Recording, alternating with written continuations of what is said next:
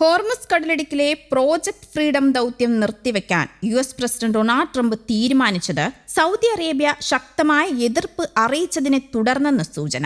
വാണിജ്യ കപ്പലുകൾക്ക് ഇറാന്റെ നിയന്ത്രണം മറികടന്ന് ഹോർമുസിലൂടെ സഞ്ചരിക്കാൻ US നേവി തുടങ്ങിയ അകമ്പടി ദൗത്യമാണ് പ്രോജക്ട് ഫ്രീഡം. യുദ്ധം അവസാനിപ്പിക്കാനുള്ള നയതന്ത്ര ചർച്ചകൾ നിർണായക ഘട്ടത്തിലെത്തി നിൽക്കെ ട്രംപ് നടത്തിയ അപ്രതീക്ഷിത നീക്കം സൗദിയെ ചൊടിപ്പിച്ചു. ദൗത്യത്തിന്റെ ഭാഗമായ അമേരിക്കൻ സൈനിക വിമാനങ്ങൾ റിയാദിലെ പ്രിൻസ് സുൽത്താൻ എയർബസ് ഉപയോഗിക്കാനോ രാജ്യത്തിന്റെ വ്യോമപരിധിയിൽ പ്രവേശിക്കാനോ അനുമതി നൽകില്ല എന്ന് സൗദി അമേരിക്കയെ അറിയിച്ചു. സൗദി കിരീടാവകാശി മുഹമ്മദ് ബിൻ സൽമാനുമായി ട്രംപ് ഫോൺ സംഭാഷണം നടത്തിയിട്ടും നിലപാട് മാറ്റിയില്ല എന്നും ഇതോടെ പദ്ധതി ഉപേക്ഷിക്കാൻ ട്രംപ് നിർബന്ധിതനായെന്നുമാണ് US ഉദ്യോഗസ്ഥരുടെ വെളിപ്പെടുത്തൽ. ട്രംപിന്റെ നീക്കം മറ്റു ഗൾഫ് രാജ്യങ്ങളെയും അസ്വസ്ഥരാക്കി.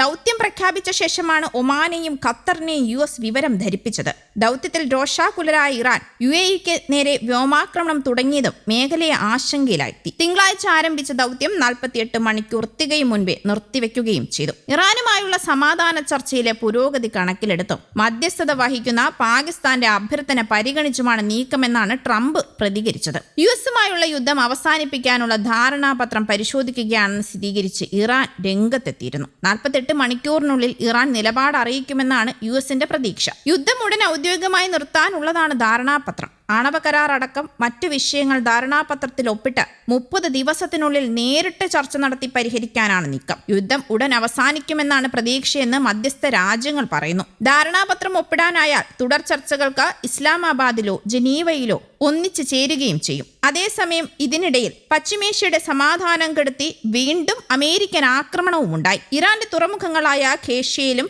ബന്ദർ അബ്ബാസിലുമാണ് US ആക്രമണമുണ്ടായത്. ഇറാന്റെ സൈനിക കേന്ദ്രങ്ങളെയും ഇന്ധന കപ്പലുകളെയുമാണ് അമേരിക്ക ആക്രമിച്ചത്.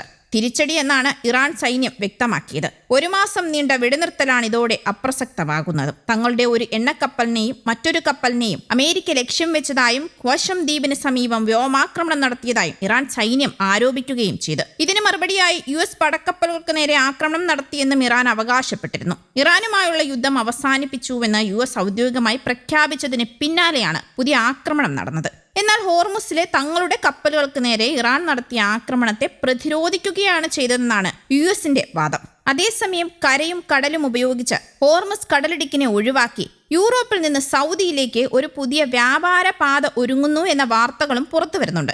സൗദി അറേബ്യയിലെ തുറമുഖങ്ങളെയാണ് ജലമാർഗങ്ങളിലൂടെ യൂറോപ്പുമായി ബന്ധിപ്പിക്കുന്നത്. ലോകത്തിലെ ഏറ്റവും വലിയ കണ്ടെയ്നർ ഷിപ്പിംഗ് കമ്പനിയായ MSC ആണ് ഈ പാതയിലൂടെ ചരക്ക് നീക്കത്തിന് തുടക്കമിടുന്നത്. യൂറോപ്പിൽ നിന്നുള്ള കപ്പലുകൾ ചെങ്കടലിലൂടെ ജിദ്ദ ഇസ്ലാമിക് പോർട്ടിലും റാബിഗിലെ കിങ് അബ്ദുള്ള പോർട്ടിലും എത്തും. അവിടെ നിന്ന് ചരക്കുകൾ കരമാർഗം ദമാമിലെ കിങ് അബ്ദുൽ അസീസ് തുറമുഖത്തെത്തും. ദമാമിൽ നിന്ന് ഫീഡർ കപ്പലുകൾ വഴി UAE അടക്കം അറേബ്യൻ ഗൾഫിലെ വിവിധ തുറമുഖങ്ങളിലേക്ക് എത്തിക്കുകയാണ് ലക്ഷ്യം. ഗഡാൻസ്ക്, ബ്രഹ്മഹാവർ, ആന്റ്വർക്ക്, വലൻസിയ, ബാഴ്സലോണ, ജിയോയ ചൗറ എന്നീ തുറമുഖങ്ങളിൽ നിന്നാണ് സൗദിയിലേക്ക് കപ്പലുകൾ എത്തുന്നത്. 16,000 സ്റ്റാൻഡേർഡ് കണ്ടെയ്നറുകൾ വഹിക്കാൻ ശേഷിയുള്ള കപ്പലുകളാണ് ചരക്ക് നീക്കത്തിനായി ഉപയോഗിക്കുക. സൗദി അറേബ്യ 3 ഭൂഖണ്ഡങ്ങളെ ബന്ധിപ്പിക്കുന്ന ആഗോള ലോജിസ്റ്റിക് ഹബ്ബാക്കി മാറ്റാനുള്ള ദേശീയ ഗതാഗത ലോജിസ്റ്റിക് തന്ത്രത്തിന്റെ ഭാഗമായാണ് ഈ നീക്കമെന്നും റിപ്പോർട്ടുകളുണ്ട്. മേഖലയിലെ ഗതാഗത സൗകര്യങ്ങൾ കൂടുതൽ വർദ്ധിപ്പിക്കാനും വിതരണ ശൃംഖലയുടെ സുരക്ഷ ഉറപ്പാക്കാനും പുതിയ സംവിധാനം സഹായിക്കുമെന്നാണ് അധികൃതർ അറിയിക്കുന്നത്.